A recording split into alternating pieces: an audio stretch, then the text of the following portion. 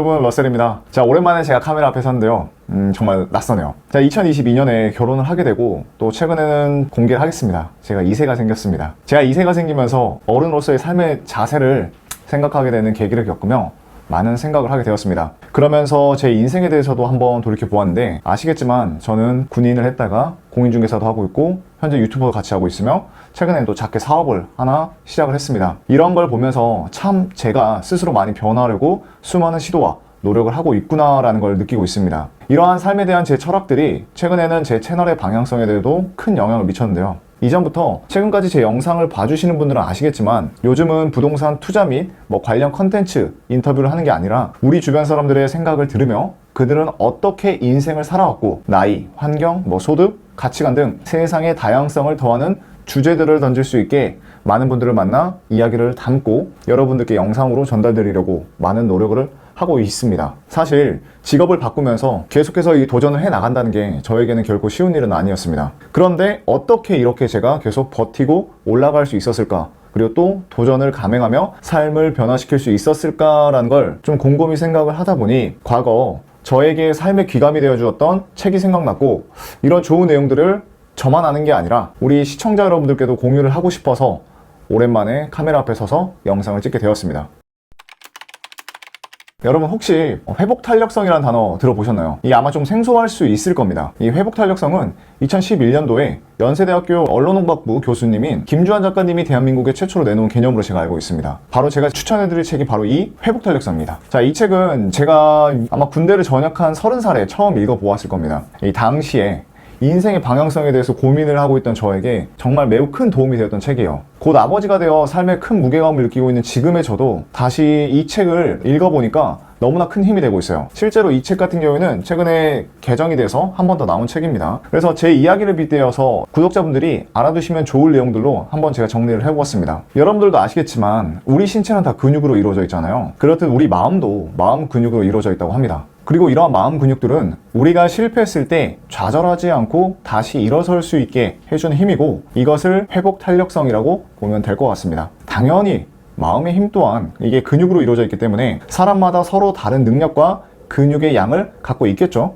그렇기에 개인이 견뎌낼 수 있는 외부에서 오는 충격적인 무게도 다 정해져 있습니다. 비록 당장은 내가 힘이 약할지언정 우리가 운동을 해서 신체를 단련하듯이 이 마음 근육도 단련을 하게 된다면 그 외부에서 오는 충격에 대해서 견뎌내는 힘은 얼마든지 키워낼 수 있다고 이 책에서 저자는 이야기하고 있습니다. 그중 성공이라는 키워드가 책에서 언급이 되는데 저는 이게 가장 인상이 깊었어요. 자, 피디님께 한번 물어볼게요. 피디님이 생각하는 이 성공의 기준은 뭐라고 생각하세요? 돈도 많고 시간도 많은 거예요. 그쵸. 저도 약간 그렇게 생각을 하고 또 저만의 기준이 있거든요. 자, 이렇듯이 이 성공에 대한 각자의 기준은 다 다를 거라 저는 생각을 해요. 그런데 저자는 책에서 성공에 대해서 이렇게 정의를 합니다. 성공은 어려움이나 실패가 없는 상태가 아니라 역경과 시련을 극복해낸 상태를 말한다. 그리고 떨어져 본 사람만이 어디로 올라가야 하는지 그 방향성을 알고 바닥을 쳐본 사람만이 더욱 높게 날아오를 힘을 갖게 된다. 자, 이게 바로 저자가 말하는 회복 탄력성의 비밀입니다. 이 부분은 실제로 저에게도 동일한 사례들이 있었던 것 같아요. 제가 2017년 당시에는 늦은 나이라고 생각한 30살이라는 나이에 전역을 했고, 저는 그 당시에 무엇을 해야 할지 또 어떤 직업을 가져야 할지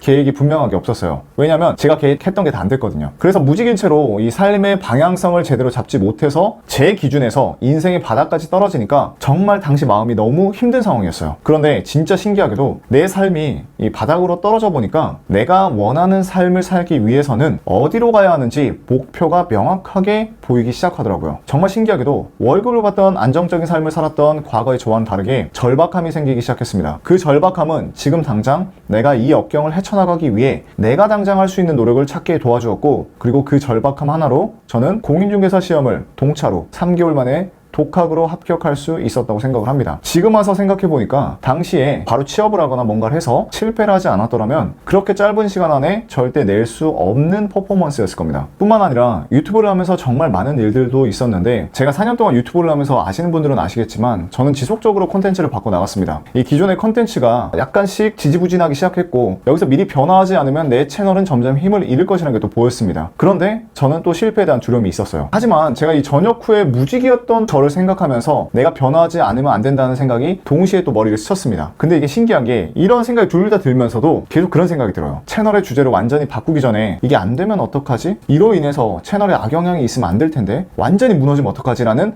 안 좋은 정말 수많은 생각들이 있었는데 그런 수많은 생각들을 뒤로 한 채 내가 원하는 유튜버로서의 성공을 얻기 위해서라면 이 어려움이 없고 익숙한 상태를 즐기고 만족하는 게 아니라 또 새로운 목표를 만들고 그 성공이라는 목표를 달성하기 위해 기존의 것을 내려놓은 채 해보지 않은 또 새로운 컨텐츠를 향해 뛰어내리고 그 바닥을 찍고 목표점을 향해 다시 한번 점프를 했더니까 많은 분들이 사랑을 해주셨고 이로 인해 최근 또 구독자 40만 명을 제가 달성할 수 있었습니다. 한번 박수 칠까요? 제가 이렇게만 말씀을 좀 드리면 또 누군가는 야 네가 원래 잘하고 있으니까 당연한 거 아니야? 라는 생각을 할 수 있을 거라 생각을 해요. 그런데 아무리 유튜버로서 콘텐츠를 만들고 또 이 시청자들의 반응을 얻는 노하우를 익혔다고 해도 군대 콘텐츠를 하다가 뜬금없이 부동산 콘텐츠로 바꿨을 때 이 콘텐츠 주제가 완전히 180도 또 다른 분야이기 때문에 이게 시청자분들이 좋아할지 그 누구도 보장할 수가 없었습니다. 그래서 솔직히 더 두렵기도 했었고요. 왜? 뭐든지 책임을 다 내가 져야 되기 때문에. 그리고 또 당시에 조금 무너졌다고는 하지만 나름 군대 컨텐츠는 잘 되고 있었기 때문에 그것을 내려놓기에는 정말 큰 결심이 필요했습니다. 올라가는 건 정말 어렵고 정말 힘든데 그 상태에서 바닥으로 뛰어내렸을 때 다시 더 높이 뛰지 못하거나 그런 불안감이 이 높이에 진짜 비례해서 더 크게 부담감을 작용하고 있었거든요. 제가 삶의 성공을 향해서 올라갈 때마다 언젠간 또 찾아올 그 두려움을 극복하기 위해서 항상 뛰어내리는 연습을 했었고 이로 인해 자연스레 훈련이 되었던 것 같아요. 그런데 정말 신기하게도 이 제가 유튜브를 하면서 만난 이 수많은 성공한 사람들이나 자산을 이루신 분들 그런 분들을 사성에서 제가 만나서 대화를 해보면 그분들도 마찬가지로 제가 느꼈던 이러한 부분에 대해 매우 공감을 해주셨고 어떠한 시련과 고통 없이 성공을 한다는 게 매우 힘들다고 말씀들을 많이 해주셨습니다. 제 영상 중에 가장 기억에 남았던 게 뭐가 있어요? 이하영 원장님. 그쵸, 우리 병 원장님 컨텐츠가 기억이 나잖아요. 저도 매우 인상 깊었던 분인데 이하영 원장님 같은 경우에도 어렸을 때 원수도 안 나온 집에서 열심히 공부했고 그 자리까지 올라갈 수 있었잖아요. 그리고 또 그분께서는 포항공대에 입학을 해서 안정적으로 나중에 취업도 하고 살 수 있었어요. 그런 거에도 불구하고 의사가 되고 싶어서 그 어려운 형편에 다시 열심히 수능을 준비해서 의대에 들어갔죠. 결과론적으로 봤을 때는 정말 좋았겠지만 당시 그 결정하기에는 솔직히 쉽지 않은 결정이었을 거라 전 생각을 해요. 자, 이러한 사례들을 통해서 제가 느낀 건 뭐냐면 그 누구도 이 시련과 고통 없이 이 성공에서 올라온 사람은 없다라는 거였습니다. 누구나 실패를 경험을 다 합니다, 여러분들. 그리고 실패 유형은 사람마다 다 다를 거예요. 그렇지만 한 가지 확실한 건 나는 실패를 평생도 한 번도 겪어본 적이 없이 성공했어 라고 하는 사람은 제가 장담할 텐데 분명 없을 겁니다. 크던 작던 그 누구나 실패를 한 번쯤 경험을 해요. 하지만 이 실패에 대해서 대응하는 사람의 반응은 사람마다 좀 다 다를 거예요. 누군가는 작은 실패에도 굉장히 큰 고통과 스트레스를 느낄 것이고 또 누군가는 이 엄청난 스트레스가 나에게 와도 그게 별거 아닌 것처럼 훌훌 털어버리고 극복한 사람들도 있을 겁니다. 즉 다시 한번 말씀드리지만 이 작가님은 이 성공이라는 것은 어려움이나 실패가 없는 상태가 아니라 어려움과 실패가 있을지라도 역경과 시련을 극복해낸 상태를 말한다고 합니다. 제가 유튜브를 통해서 만난 우리가 부러워할 만한 삶을 살고 있는 분들도 성공을 했다고 해서 현재 실패나 스트레스 뭐 이런 게 없는 게 아니었어요. 정말 신기하게도 대부분 그분들은 그 역경과 시련을 극복해서 거기까지 올라가셨고 또 더 신기한 건 거기서 안주하는 게 아니라 또 다른 새로운 성공을 향해서 역경과 시련으로 뛰어들고 계시더라고요. 제가 이런 말을 한 이유는 뭐냐면 제 채널을 구독해주시는 대부분 성공에 대해서 관심이 많을 거라 생각을 하기 때문이죠. 삶이 힘들 때 이 성공한 누군가를 보다 보면 그 사람들의 힘들었던 그러한 과정보다는 지금 이뤄낸 결과만 눈에 더 들어오는 경우가 있을 거예요. 저도 인터뷰를 하거나 내 영상을 보면서도 그런 생각을 가끔씩 하거든요. 그럴 때마다 제가 스스로에게 이런 말을 합니다. 누구나 역경과 시련은 겪는다. 하지만 그것에서 무언가를 배우고 또 일어서야만 너도 성공을 할 수 있다.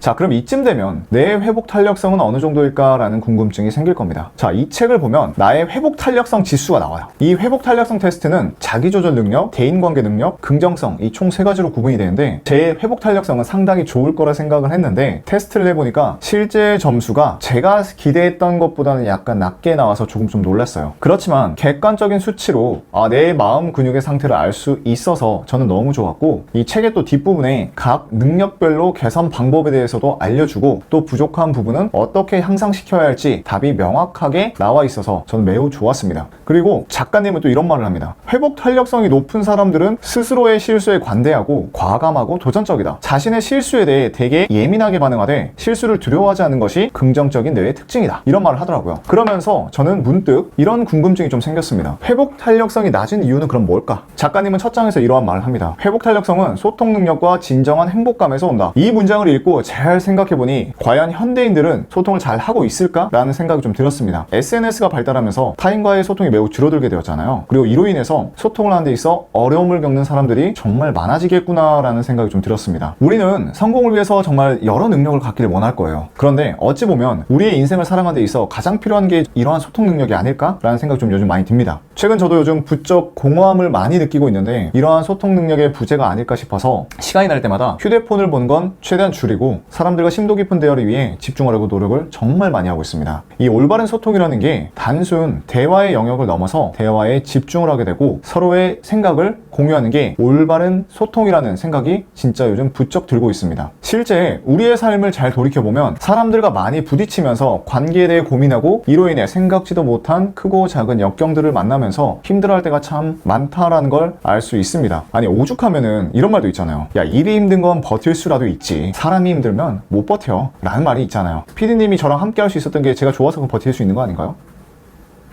자, 이러한 문제들을 진짜 잘 살펴보면 대부분 소통이나 마음, 관계의 문제들이 크다는 걸 우리가 알 수 있습니다. 잘 생각해 볼게요, 여러분. 나를 지지해주고 내 이야기를 들어주는 한 사람만이라도 있다면 큰 문제들도 크게 느껴지지 않고 극복을 한번 해봐야겠다라고 생각을 해보신 적 다들 있지 않으세요? 실제로 저는 제 아내를 만나면서 이러한 생각을 정말 많이 합니다. 아내가 제 말을 잘 듣고 소통해주려고 정말 노력을 많이 해주거든요. 이러한 시간을 통해서 제 스스로의 마음이 괜찮아지는 것을 경험을 하게 되면서 저도 더욱 소통을 잘하는 사람이 되어야겠다라고 결심을 하는 계기가 되고 있어요. 그리고 그게 결국 저를 더 단단하게 만들어주는 일이더라고요. 그런데 실제 이 책에서 김주환 교수님은 이런 말을 합니다. 이 소통 능력은 마음 근력의 기초다. 소통 능력을 향상시켜야 강한 회복 탄력성을 지닐 수 있게 된다는 것과 이 소통 능력을 향상시키기 위해서는 긍정적인 정서가 필요하다.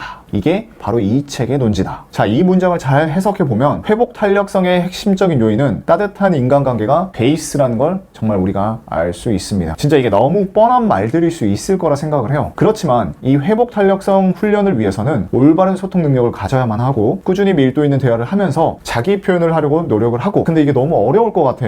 그러면 글쓰기를 통해서 자기 자신을 한번 정리해보는 게 어떨까 싶습니다. 자, 제가 처음으로 책 소개 관련된 컨텐츠를 좀 찍어 보았는데요. 개인적으로 정말 좋아했던 책이기도 하고 또 책은 가장이 되면서 힘들었던 저에게 다시 힘이 되어 주었던 책이거든요. 그런데 또 정말 감사하게도 제가 출판사랑 인연이 닿아서 또 이제 구독자분들한테 그냥 소개를 해봐야겠다라는 좀 계기가 되었던 것 같아요. 구독자 여러분들도 한 번쯤은 꼭 읽어보셨으면 한 책이고요. 이런 좋은 책을 많은 분들과 공유하고 싶어서 제가 이제 출판사 측과 협의해서 한 책 50권 정도를 구독자분들께 드릴 수 있는 기회를 마련했습니다. 그렇다고 또 그냥 드릴 수는 없잖아요. 제가 말씀드린 이 회복 탄력성에 대해서 좀 더 자세히 알고 싶은 분들이 있거나 여러분들이 생각하는 나만이 알고 있는 소통 방법, 본인이 생각하기에 회복 탄력성, 좋은 회복 탄력성 훈련 방법 등이 알고 있다면 좀 댓글로 많은 참석을 부탁드릴게요. 댓글 남겨주신 분들에 한해서 고정 댓글에 나와 있는 이 폼에 양식대로 작성을 해주시면 이 좋은 인사이트를 제공해 주시는 50분을 제가 선정해서 회복 탄력성 책을 발송해 드리도록 하겠습니다. 많은 관심 부탁드리고 또 앞으로도 제가 좋은 컨텐츠로 찾아뵙고 인사드리도록 하겠습니다. 긴 영상 시청해 주셔서 감사합니다.